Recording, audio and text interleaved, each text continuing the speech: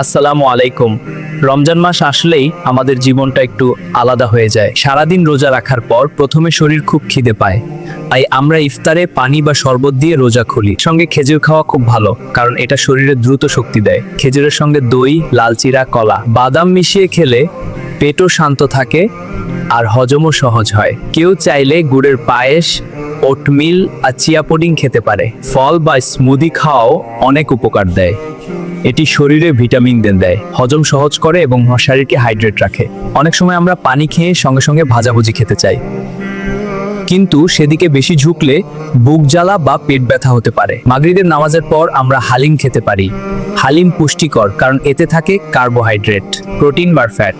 সঙ্গে খাওয়া যায় সেদ্ধ ছোলা, মুড়ি, টমেটো, শসা। আর যদি একটু ভাজা খেতে চাই, পেঁয়াজু বা আলুর চপ কম তেলে ভেজে খাওয়া ভালো। ডিম বা চিকেন স্যুপও অনেক স্বাস্থ্যকর, এতে প্রোটিন, ভিটামিন ও মিনারেলস থাকে। ফল দিয়ে তৈরি সালাদ খাওয়াও খুব ভালো, এটি শরীরকে হাইড্রেট রাখে। যারা কোষ্ঠকাঠিন্যের সমস্যা ভোগে তারা তোকমা, ইসবগুল বা তাজা ফলের রস খেতে পারেন।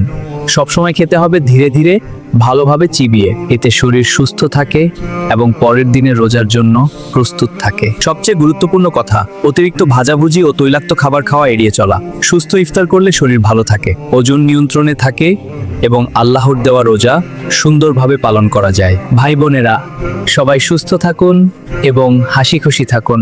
আর হ্যাঁ, ভিডিওটি ভালো লাগলে ছোট করে সাবস্ক্রাইব করতে ভুলবেন না।